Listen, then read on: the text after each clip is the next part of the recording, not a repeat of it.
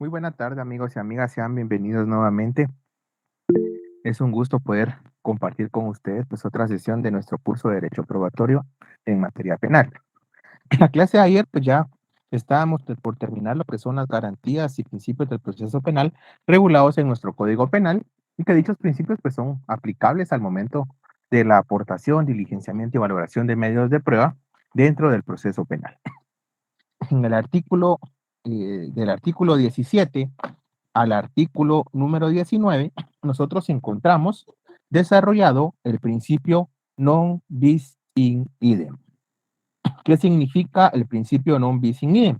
Este principio pues va a estar integrado por tres garantías, en este caso la garantía de única persecución contemplada en el artículo 17, la garantía de cosa juzgada contemplada en el artículo 18 y la garantía de continuidad regulada en el artículo número 19.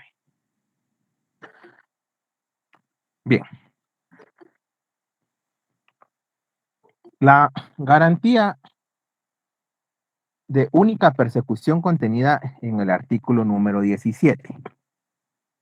Esta pues prácticamente, como una de las principales garantías del proceso penal, establece que va a ser inadmisible la persecución penal múltiple, simultánea o sucesiva hacia una persona por un mismo hecho. ¿Sí? Recuerden que es un eh, derecho penal eminentemente acusatorio, ¿verdad? De esa cuenta, pues prácticamente se reduce la posibilidad de que el Estado tenga varios intentos o pueda repetir constantemente una persecución penal contra un sujeto en base a un mismo hecho. ¿Sí? Esta garantía non bis in idem pues tiene una doble perspectiva, ¿verdad? Primero que todo, nadie puede ser juzgado nuevamente por un delito por el cual ya haya sido condenado o absuelto en una sentencia firme. Es decir, que una vez se ha seguido un debido proceso con todas las garantías, independientemente si la persona fue sancionada o fue declarada inocente, prácticamente pues el Estado tiene esa prohibición de iniciar una segunda garantía, ya sea por el hecho, una segunda persecución, perdón, ya sea por el hecho de que no les fue satisfactoria la condena o bien que posteriormente pues incorporaron o encontraron nuevos elementos de convicción. Si la sentencia ya está firme, hay por ahí alguna excepción que la ley regula, pero no a favor del Estado o del ejercicio de la acción penal, sino a favor del sindicato. La segunda perspectiva de la garantía non bis in idem establece que nadie puede ser penado dos veces por el mismo hecho.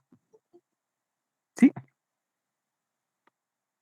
prácticamente pues la persona va a responder en una única oportunidad por los hechos que cometió infringiendo la ley. De esa cuenta es donde ya prácticamente pues platicábamos en clases anteriores sobre aquellas circunstancias que modifican la responsabilidad penal en el caso específico de la reincidencia y la habitualidad, ¿verdad? Porque si la persona ya fue condenada o fue absuelta, no tendrían para nada que afectar los antecedentes que ésta tenga, ya que respecto a ese hecho, pues ella ya respondió ante el Estado y ante la sociedad. Esto prácticamente, pues, es una garantía propia para el sujeto que está sometido a un proceso penal, toda vez que esta persona, pues, a pesar de encontrarse sufriendo efectos negativos, tanto en lo económico, en lo intelectual, en sus relaciones sociales, familiares, de trabajo, por ejemplo, pues lo que se busca es que la persona tenga esa certeza y esa seguridad jurídica de que únicamente se va a intentar una sola persecución, independientemente que resulte en una condena o que resulte en una absolución. La excepción que yo les mencionaba es que nuestro Código Procesal Penal regula el recurso de revisión. ¿En qué consiste el recurso de revisión? El recurso de revisión es un recurso que procede cuando ya existe una sentencia firme. Y vean, aquí nos está vulnerando prácticamente lo que es el debido proceso o el principio de imperatividad, toda vez que este principio procede cuando, posterior a haberse dictado la sentencia y que ésta quedara firme, pues se incorporen o existan nuevos elementos de prueba que puedan variar sustancialmente el proceso a favor del sindicado, a favor de la persona que ha sido en este caso sentenciada. El recurso de revisión contemplado en el artículo 453 de nuestro Código Procesal Penal contempla, en primer momento, que va a proceder contra una sentencia penal condenatoria, una sentencia que se encuentre debidamente ejecutoriada, ¿sí? No importa el tribunal que haya emitido la sentencia. El recurso prospera y tiene como finalidad perseguir la anulación de la sentencia, en este caso condenatoria, y solo va a proceder en favor del condenado. ¿Sí? Aquí aplicamos el principio favor rei. ¿En qué caso se puede plantear este recurso y podría declararse con en tres casos, ¿verdad? Según lo establece el 455 de nuestro código. Cuando existan nuevas pruebas, cuando existan nuevos hechos, o bien cuando exista una nueva ley que resulte más favorable al imputado. ¿Sí? Este recurso lo va a conocer la Cámara Penal de la Corte Suprema de Justicia. Aunado a ello, el principio de prohibición de persecución penal múltiple o no bis in idem, para poderse aplicar, ya procesalmente hablando, requiere tres circunstancias. La primera de ellos es que exista identidad de personas o identidad de sujetos. ¿Sí? Esto quiere decir que impide que una persona vuelva a ser perseguida en un nuevo proceso penal que tiene como objeto la imputación de un hecho sobre el que ya existe una sentencia firme o se dictó sobreseimiento. Debe existir también una identidad objetiva, es decir, que la imputación que está haciendo el Ministerio Público sea idéntica a la que presentó en el proceso que ya terminó. Sí, es decir, que responda por los mismos hechos, presente los medios elementos y sea contra el mismo sujeto. La tercera es la identidad de la causa de la persecución. Esto quiere decir que no puede reabrirse una causa o un proceso penal, en este caso, si fue planteado ante un tribunal competente de manera correcta. ¿Sí? Si el tribunal que conoció era un tribunal preestablecido, era un tribunal competente según las reglas de la competencia, y dentro del proceso se observaron todas las reglas, todos los principios, derechos y garantías del proceso, no puede iniciarse una misma persecución. Ya nosotros argumentando estas tres identidades o similitudes, la personal, la objetiva y la de la causa de persecución, pues prácticamente el órgano jurisdiccional ante el que se esté intentando una nueva persecución tendría que rechazar la misma.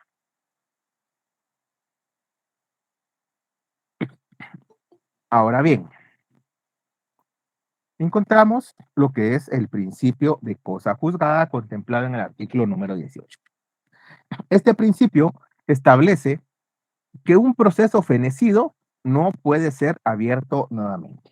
Es decir, un proceso que ya terminó y contra el cual no cabe ningún recurso de conformidad con la ley, no puede ser sujeto a conocimiento nuevamente del tribunal. ¿Sí?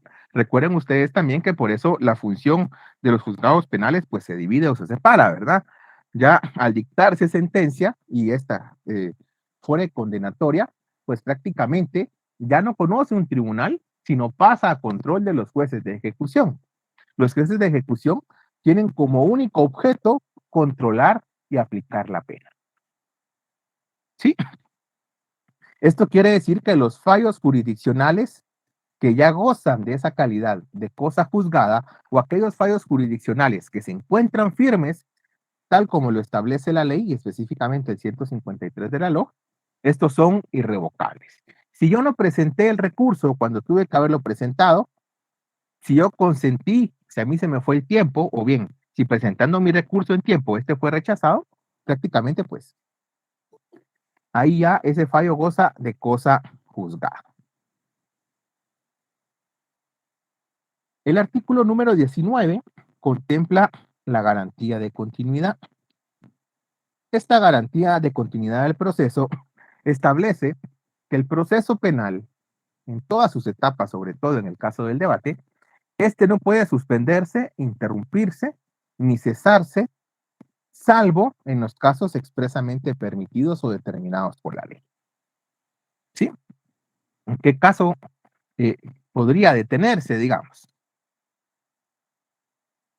Por ejemplo, han habido casos, digamos, donde las partes hacen uso de esos medios de defensa establecidos en la legislación, ¿verdad? Viene una de las partes y recusa al juez.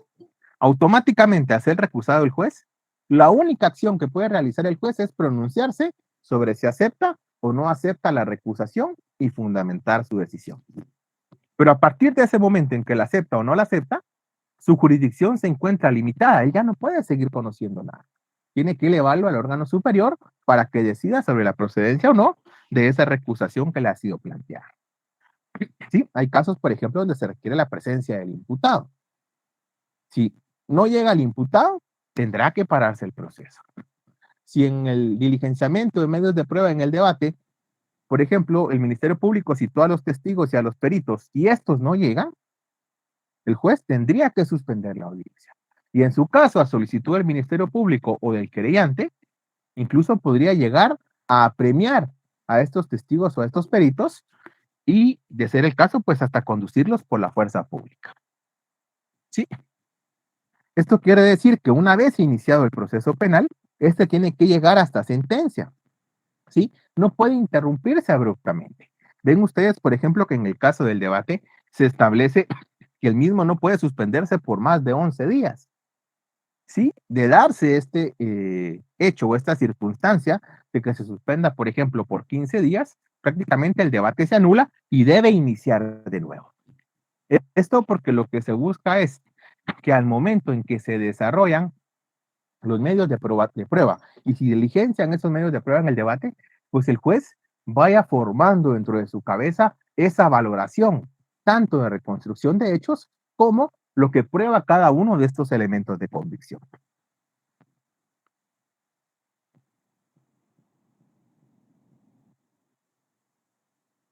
A partir del artículo 20 o al artículo 23, nosotros encontramos el principio de defensa. El principio de defensa va a estar integrada por 4 garantías, siendo esta la garantía de defensa contenida en el artículo 20, la garantía de igualdad en el proceso contenida en el artículo 21, la garantía de no reconocimiento de lugares de asilo contenida en el artículo 22 y la garantía de reconocimiento a la vía diplomática contenida en el artículo 23.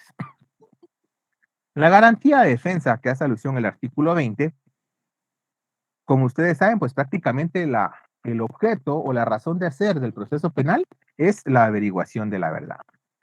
De esa cuenta, toda persona que sea sometida a un proceso penal tiene derecho a que se le garantice esa defensa, ¿verdad? La cual es inviolable y le asiste en todo momento.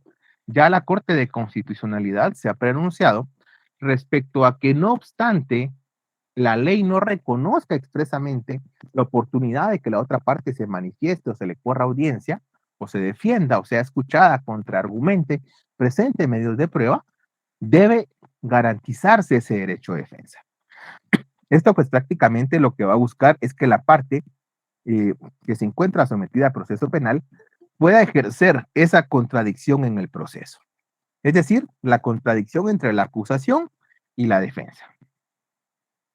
Ya saben ustedes que la Constitución establece que este derecho de defensa contempla que la persona no pueda ser privada de sus derechos si no ha sido previamente sometida a un proceso penal tal como lo establece la ley. Este derecho de defensa pues comprende 2 aspectos, ¿verdad? Aspectos que ustedes pues ya manejan bien, como es el caso de la defensa material y la defensa técnica. Cuando hablamos de la defensa material, es aquel derecho que se le reconoce al imputado o al sindicado de intervenir y participar activamente en el proceso que está en su contra. Es decir, que él puede realizar todas las actividades necesarias para ejercer su defensa. Sí, siempre dentro de los márgenes de la ley, ¿verdad? Por ello es que se exige la presencia del imputado para que pueda llevarse a cabo el proceso penal. En cuanto a la defensa técnica, prácticamente pues el imputado o el sindicado tiene derecho a ser asistido durante todo el proceso por un profesional del derecho que obviamente pues va a ejercer esa defensa y ser garante también de sus derechos y preceptos establecidos a su favor. Ustedes saben que si la persona pues no cuenta con los recursos o medios económicos suficientes, el Estado cuenta con una defensa pública penal que presta ese servicio en forma gratuita. En cuanto a la garantía de igualdad del proceso, contemplada en el artículo 4 de la Constitución y 21 del Código Procesal Penal, prácticamente pues establece que toda persona sometida a un proceso penal goza sin distinción alguna de todos aquellos derechos, garantías y principios establecidos por la legislación vigente a su favor. Sí, es decir, que no obstante la carga de la prueba la tenga el Ministerio Público, el sindicado o el imputado también puede presentar medios pues que desvirtúen la acusación del Ministerio Público. Eso, aunado a lo que ya les manifesté, lleva consigo el hecho de que la persona sometida a proceso penal se encuentra en igualdad de herramientas para hacerle frente al proceso que se le está imputando. De esa cuenta también puede solicitar el diligenciamiento al Estado de medios de prueba. Esto lo va a hacer específicamente a través del Instituto Nacional de Ciencias Forenses. ¿Sí? ¿Quién? A petición del juez, a petición del sindicato, perdón, y autorización del juez, estará obligado a realizar estos medios de investigación. Sí, y este principio de igualdad ustedes también lo ven manifestado en la objetividad del Ministerio Público, toda vez que ellos tienen la obligación de acreditar al proceso tanto aquellos elementos de cargo como aquellos elementos de descargo que encuentren en el desarrollo de la investigación y de los medios probatorios. En cuanto, perdón, este se fue mal. En cuanto al no reconocimiento de lugares de asilo, contemplado en el artículo 22. ¿Sí? Ustedes ya saben que prácticamente el territorio nacional, conforme lo establece la Constitución, va a estar integrado por suelo, por subsuelo, espacio aéreo, plataforma continental, mar territorial, etcétera, ¿verdad? De esa cuenta, la regla general es que en el territorio nacional no se reconocen lugares de asilo. ¿Sí? ¿Cuál va a ser la excepción? Lo que Guatemala haya aceptado al momento de ratificar y suscribir un convenio internacional. Sí, a la presente fecha, pues todavía Guatemala no reconoce como tal un lugar de asilo donde personas que se consideran delincuentes en otros países puedan someterse al mismo. Asilo político sí hay, pero asilo por el hecho de generar impunidad o algún tema parecido, no. Por último, la garantía de reconocimiento de la vía diplomática, contemplada en el artículo 23 de nuestro Código Procesal Penal. Ustedes ya saben que la ley, según lo establece el artículo 5 de la LOG, pues se va a aplicar o va a surtir efectos a toda persona que se encuentre en el territorio nacional. ¿Sí? No importa si es nacional, extranjero o se encuentra de paso. De esa cuenta, si un extranjero comete un hecho delictivo en el territorio nacional o este extranjero es agraviado o víctima de un hecho delictivo, tiene derecho a esa tutela judicial efectiva, ¿verdad? A acudir a la administración de justicia. De esa cuenta, la regla general que reconoce nuestra legislación es que los extranjeros no pueden recurrir a la vía diplomática cuando un fallo sea contrario a sus intereses. Es decir, el mero hecho de que un fallo no les beneficie, no les favorezca, no habilita la posibilidad de que ellos acudan a la vía diplomática para buscar injerencia o repetir el fallo. ¿Cuándo sí pueden acudir a la vía diplomática y buscar el apoyo de su Estado? Cuando se den casos de denegación de justicia o en este caso, pues que ya exista definitividad en el proceso. Es decir, si existieran vulneraciones y el proceso hubiera finalizado. Hasta acá les pregunto, ¿hay alguna duda, alguna pregunta respecto a las garantías del proceso penal aplicables a la prueba contenidas en el Código Procesal Penal? ¿Hay algo que quieran que recapitulemos, que retrotraigamos, que volvamos a explicar?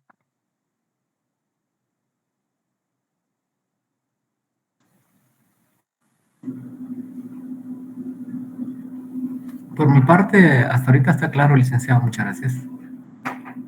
Gracias. ¿Los demás vamos bien hasta acá? Sí, Lick, muchas gracias. Muy bien. Sí, licenciado, gracias. Sí, licenciado, gracias.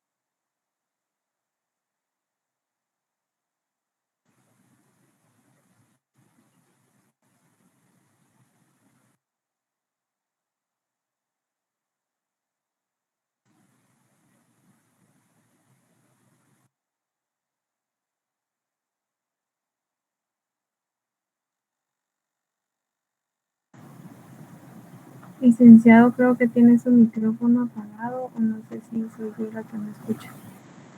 Tiene razón, Melari. Yo creo que del proceso probatorio todavía no escucharon nada, ¿verdad? No, licenciado. No, licenciado. No, les digo, No, a partir de ahí, pues, licenciado. Bien, vean entonces. Gracias por la observación y disculpen, oye. Vean, cuando hablamos del derecho probatorio, les decía que existe cierta duda en cuanto a la naturaleza jurídica del mismo, toda vez que algunos autores consideran que es una parte del derecho procesal y que se encuentra subordinado a este, mientras que la gran mayoría y la nueva tendencia ya lo consideran una norma autónoma, una norma diferente e independiente a las demás ramas del derecho, porque explican que este ya tiene su propio objeto de estudio, tiene su razón de ser, tiene normas, principios, doctrinas e instituciones que le son propias. Sí, en Guatemala les mencionaba, pues todavía se encuentra en desarrollo el derecho probatorio como tal, ya que ni la legislación ni la doctrina propia de Guatemala le da esa relevancia o esa importancia. Sí, no obstante, sea una rama que se relaciona con todas las áreas del derecho, ¿verdad? Y que en su caso forma parte fundamental al momento de solucionar conflictos y controversias en cada una de las distintas áreas del derecho. De esa cuenta, podría definirse el derecho probatorio como aquel conjunto de normas reguladoras de las pruebas en el proceso. Sí, otros autores establecen que va a estudiar la prueba analizando la misma en sus distintas etapas procesales. Otros afirman que es aquella ciencia que estudia los principios y normas reguladoras de la prueba judicial, tanto en su naturaleza, sus características, su procedimiento y su valoración. Sí, Pacheco Samayoa, que es eh, autor guatemalteco, es letrado de, bueno, ahora estaba en Corte Suprema de Justicia, ahora está en en la Corte de Constitucionalidad establece que por derecho probatorio entendemos aquel conjunto de normas, principios, doctrinas e instituciones que regulan las pruebas judiciales, las pruebas sustanciales y la verificación social de los hechos, su producción, las reglas para su incorporación, sus características, su procedimiento de diligenciamiento, evaluación y valoración. Si ustedes se dan cuenta, todas las definiciones van orientadas a lo mismo, ¿verdad? A estudiar, a analizar, a regular los principios, doctrinas e incitaciones de la prueba y también a analizar cómo se da la prueba en las distintas etapas procesales. De esa cuenta, es importante que tengamos una pequeña noción de cómo se va desarrollando el derecho probatorio desde su origen hasta la presente fecha. Esta evolución histórica va a depender de la historia, del contexto y la coyuntura de cada sociedad en un momento determinado, es decir, va a estar afectada por aspectos filosóficos, económicos, religiosos, políticos, entre otros. La doctrina recoge que la evolución del derecho probatorio pasa por 4 etapas diferentes: la etapa primitiva, la etapa religiosa o mística, la etapa de la convicción íntima o moral y la etapa científica o legal.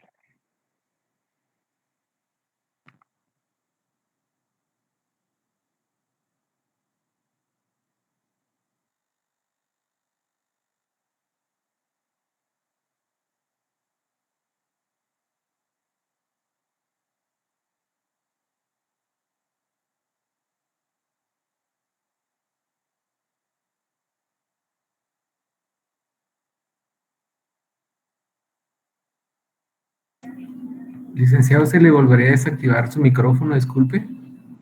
Gracias, Hugo, le agradezco mucho. Permítame, yo creo que es la entrada del micrófono la que Debe está ser fallando. porque es el Día del Padre. Ya quieren ir a descansar. No, sí había contemplado tener unos minutos antes para que ustedes pudieran compartir. Yo sé que también ustedes tienen clase posterior, entonces por ahí por lo menos que tengan unos minutos para compartir con su familia para que tienen esa dicha de ser padres. Les decía que la evolución histórica del derecho probatorio depende mucho de la coyuntura y el contexto de la sociedad en cada momento histórico. Esto quiere decir que se va a ver influenciada por factores económicos, políticos, sociales, culturales en cada sociedad como tal. La doctrina,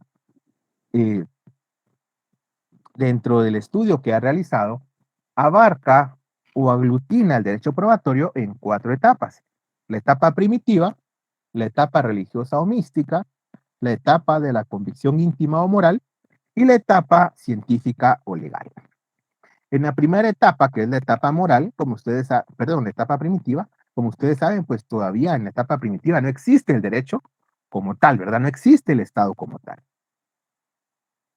Si ustedes bien recuerdan, el derecho surge con el aparecimiento de la propiedad privada y la decisión de la sociedad en clases antagónicas. De esa cuenta, en la etapa primitiva, todo se basaba en la costumbre. Por lo tanto, la prueba se rige por factores meramente empíricos. Ya en la etapa religiosa o etapa mística, pues aquí se distinguen diferentes momentos, ¿verdad? El derecho germánico, el derecho canónico, el derecho español, el derecho inglés y el derecho español. En el derecho germánico, pues prácticamente la prueba, ya en esta siguiente etapa, está sujeta a solemnidades y a formalidades, ¿sí? Es decir, la prueba es algo muy cuadrado, muy riguroso, donde el resultado de la misma, pues, arrojaban resultados irrevocables. Esto quiere decir que el juez no podía desconocer la sentencia. El juez estaba obligado a resolver conforme a lo que se le demostró. Aquí lo que interesaba era averiguar prácticamente qué sucedió, pero también resolver con base en lo que se le demostró.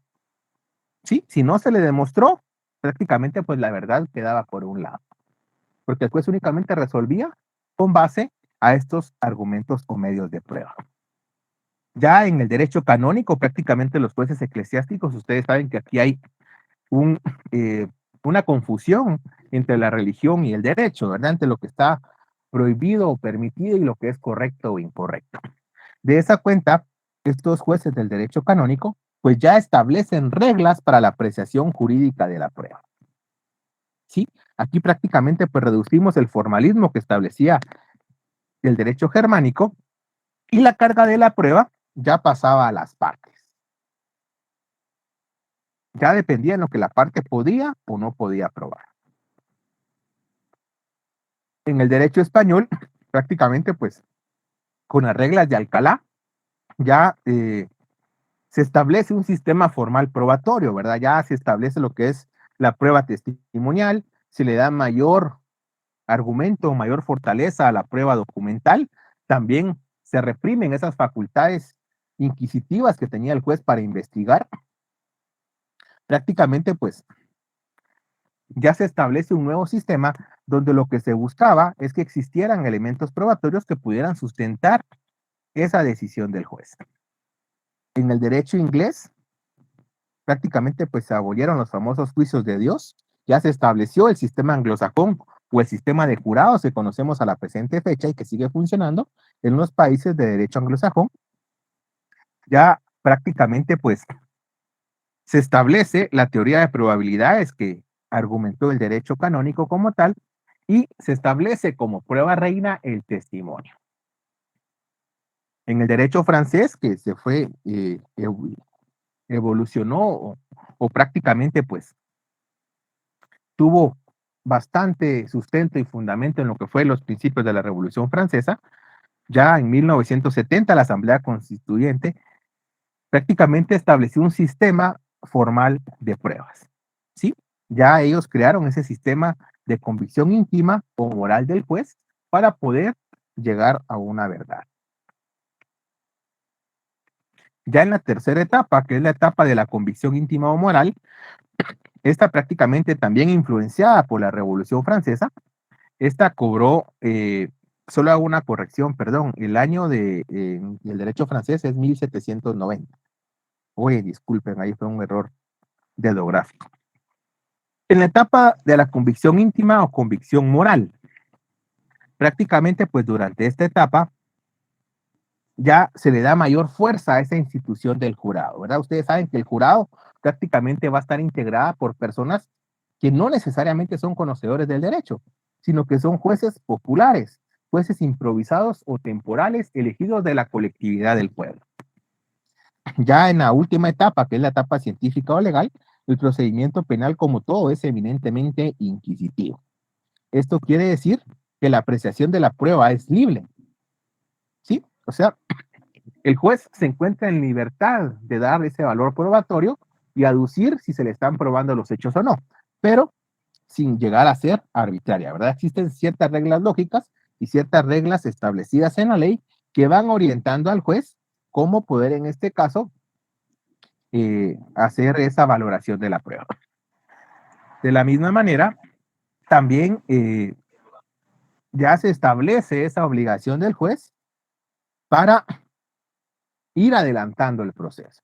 Esto quiere decir esa obligación de que el juez debe terminar el proceso en el menor tiempo posible, ya que todo atraso o todo retardo producido por negligencia o por consecuencia de actos del propio juez van a recaer en responsabilidad del mismo.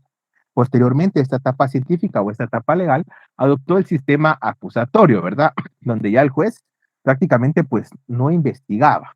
El juez únicamente se limita a ser contralor de garantías o de derechos y a valorar los elementos de prueba que le han sido aportados. En este caso, tanto por la acusación a cargo de un organismo independiente del Estado como de la defensa del imputado.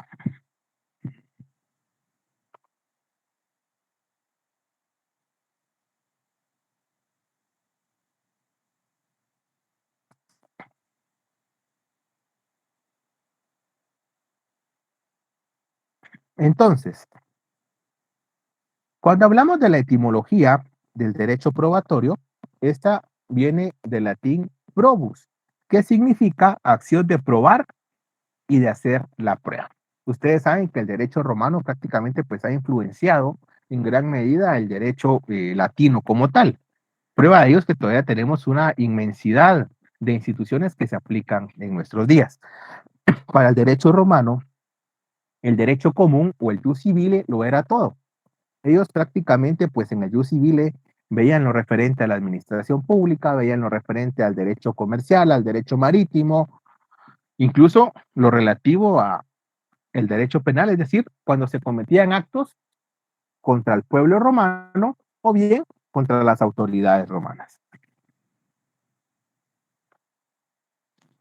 Cuando hablamos del derecho probatorio como tal, como una rama autónoma, tenemos que mencionar que ésta tiene fuentes que le son propias.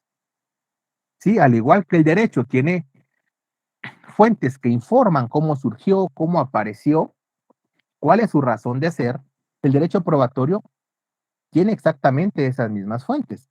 De esa cuenta, cuando nosotros hablamos de las mismas, podemos definir las fuentes del derecho probatorio o las fuentes de la prueba como los distintos procesos materiales y formales para la creación, formulación y aplicación de normas referentes a la prueba. ¿Sí? Cuando hablamos de los distintos procesos materiales y formales, no estamos hablando de otra cosa más que aquellos procedimientos contemplados en la ley para crear la misma ley, como puede ser proceso legislativo, como puede ser la ley, la doctrina, la costumbre, la jurisprudencia, el proceso contractual, por ejemplo. Y cuando hablamos de aquellos procesos materiales, pues prácticamente estamos hablando de aquellos elementos que inspiran el contenido de la ley. ¿Sí? Tenemos, por ejemplo, fenómenos naturales, elementos científicos o tecnológicos, elementos políticos, elementos económicos, etcétera, ¿verdad?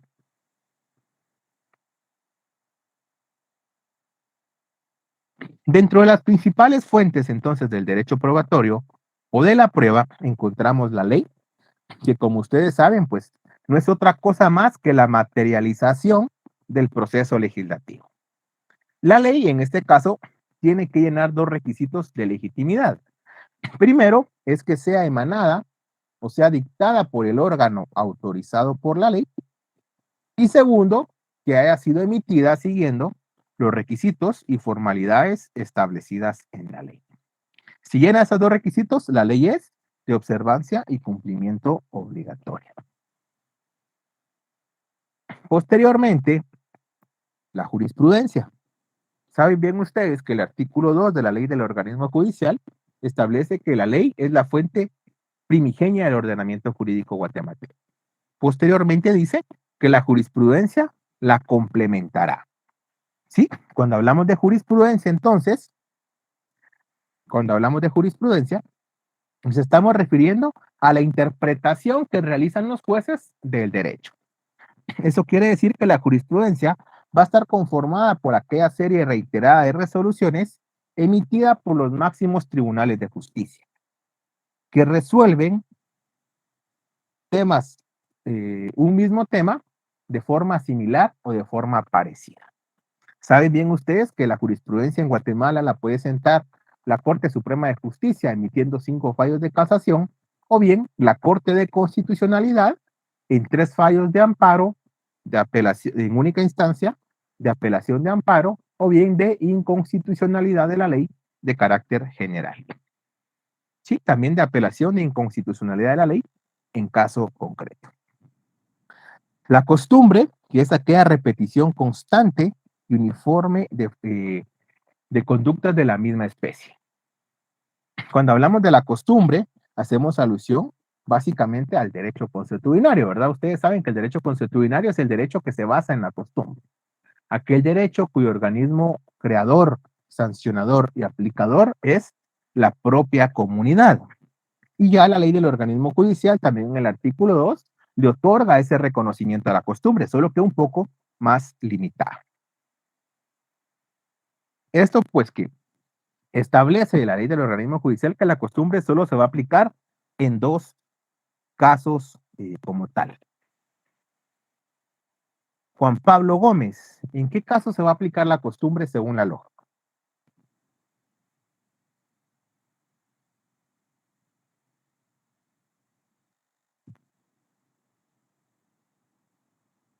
Perdone, es que fíjese que voy manejando. Pero no le estoy pidiendo que la lea, sino que nos diga que conforme a la LOG, en qué caso se aplica la costumbre. ¿No recuerda? No, perdone, disculpe. Muy bien. María del Carmen, ¿en qué casos vamos a aplicar la costumbre según la LOG?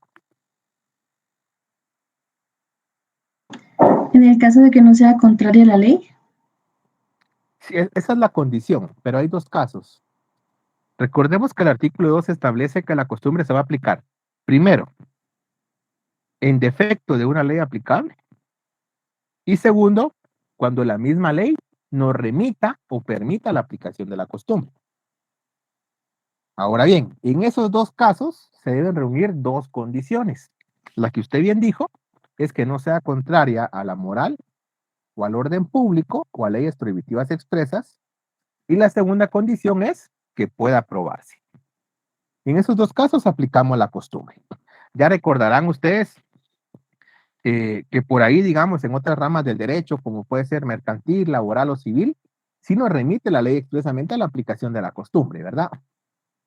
Por ahí, por ejemplo, el tema de contratos nos dice que cuando un contrato o una cláusula del mismo sea ambigua, se va a resolver según la costumbre imperante en la comunidad.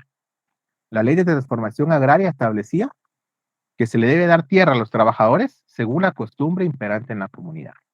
El Código de Trabajo establece que las cláusulas contractuales en materia de trabajo, en caso de duda, se van a resolver dentro de otras, según la costumbre del centro de trabajo. Y así sucesivamente, ¿verdad? En materia penal, prácticamente, pues, la costumbre como tal es un poquito más difícil de poderse aplicar. No obstante, ya contamos de parte de la defensa pública penal con ciertos peritajes en materia cultural. Los principios generales del derecho, que como ustedes saben, son aquellas verdades universales que van a sustentar cualquier ordenamiento jurídico más allá de lo que preceptúe el mismo. Esto quiere decir, esos principios generales del derecho son aquellos dogmas que van a ayudar a la creación del ordenamiento jurídico. ¿Sí? Estos van a estar contenidos en antecedentes o en resabios de nuestro ordenamiento jurídico y que le van a servir al legislador para inspirarse o para tener una idea de cómo debe regularse el ordenamiento jurídico. Principios generales del derecho, por ejemplo, como no hay prisión por deuda. ¿Sí? El debido proceso también es un principio general del derecho. En el caso de la doctrina como tal, prácticamente pues nos referimos a aquellos estudios de carácter científico que los distintos juristas o estudiosos del derecho realizan, en este caso sobre el derecho probatorio. Y lo van a hacer con dos finalidades. Una, poder sistematizar u organizar sus preceptos, o dos, poder establecer reglas para su aplicación.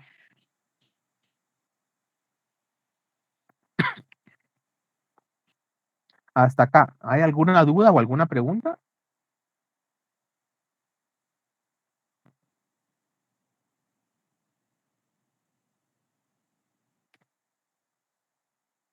Yo sé que no siempre da paso para poder anotar todo lo que estamos mencionando, pero como ustedes saben, las diapositivas, pues yo se las voy a compartir para que ustedes puedan ir a estudiar. Adelante, Carla, y luego Stanley. Buenas noches, licenciado. Y lo molesto si puede repetir con cuántas resoluciones se establece la jurisprudencia en Guatemala.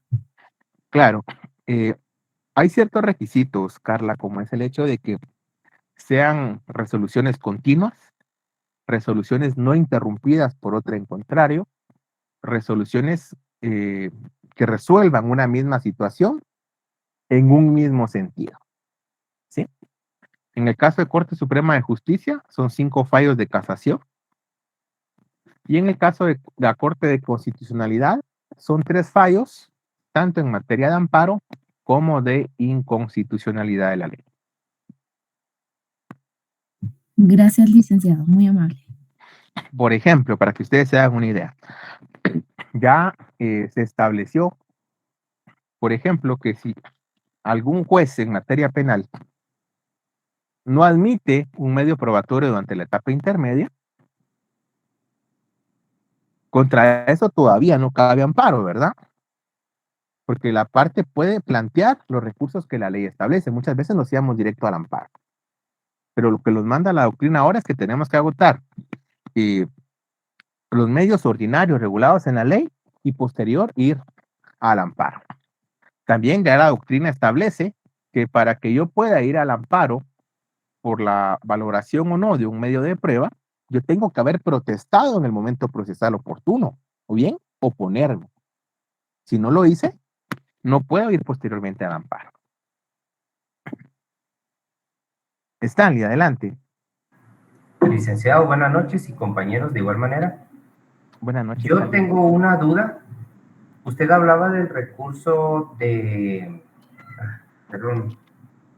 Se me olvidó el nombre. Usted dijo que es...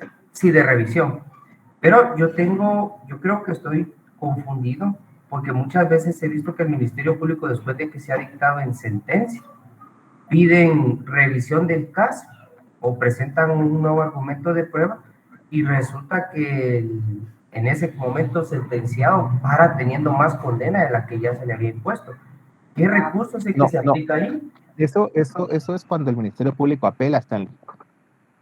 Cuando el Ministerio Público, por ejemplo, ha pedido en debate una pena mayor o bien la imputación de diferentes tipos penales a la conducta del sindicado, y el juez, o si fuera juez unipersonal, o el tribunal de sentencia, si fuera como ente colegiado, dicta una sentencia donde o no valora un medio de prueba o le da un valor distinto, o donde el tipo penal por el que sanciona es diferente al que el Ministerio Público pidió, o bien donde se le impone una pena diferente a la pedida por el Ministerio Público. En ese caso, el Ministerio Público sí puede apelar, haciendo valer sus argumentos, ya sea por el tipo penal o por la pena. Sí, pero en ningún momento va a proceder el recurso de revisión ante la Cámara Penal para poder perjudicar más al sindicato. Sí, incluso la apelación es muy limitada, porque la apelación especial, la apelación especial únicamente va a limitar a que la sala de apelaciones conozca sobre lo que yo estoy apelando y no más allá. En cambio, en el recurso de revisión, que ya lo conoce la Corte Suprema de Justicia a través de su Cámara Penal, en este ya la sentencia ya está ejecutoriada.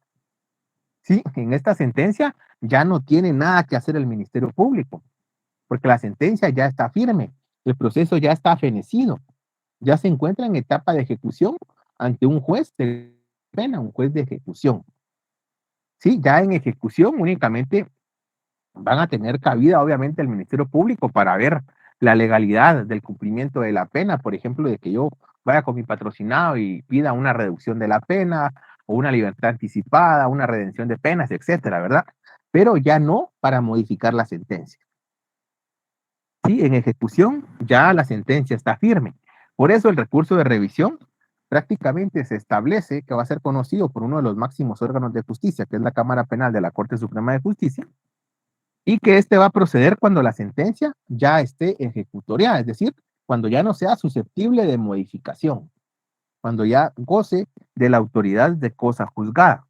La única finalidad es, en este caso, anular esta sentencia y que se dicte una nueva sentencia o un nuevo proceso, pero para eso deben darse los requisitos del artículo 455, es decir, que existan nuevas pruebas.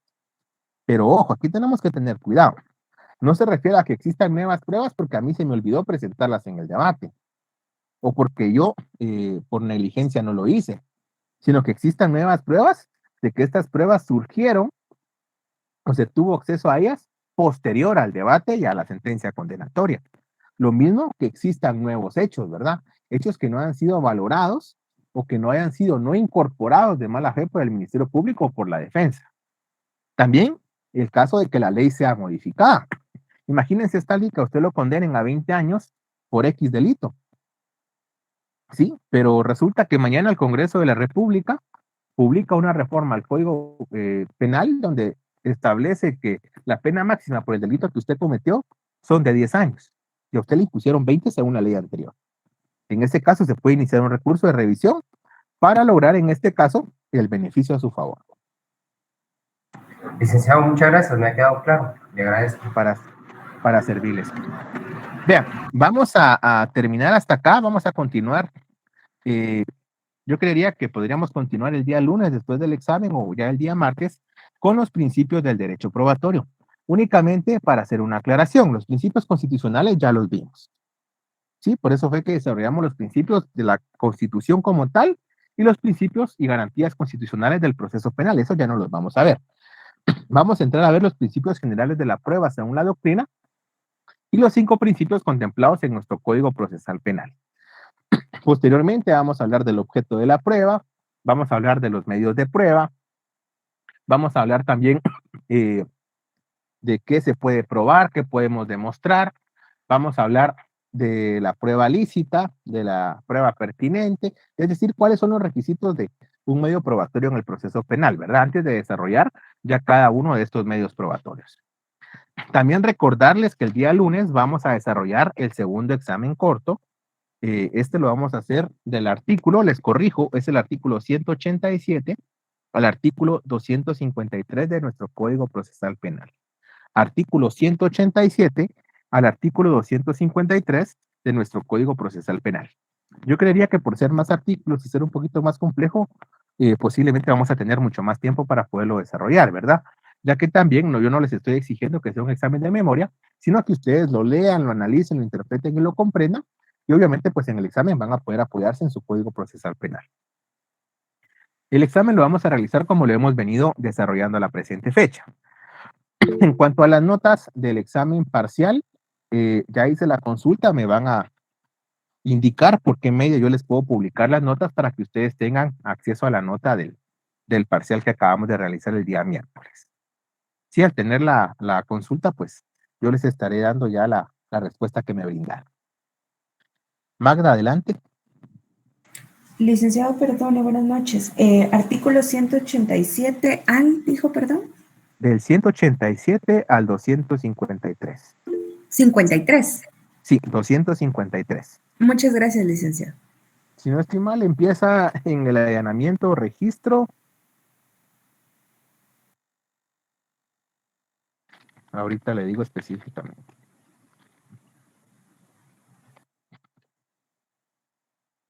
Sí, empieza en la inspección y registro y termina en la parte de los careos. 187 al 253 del Código Procesal Penal.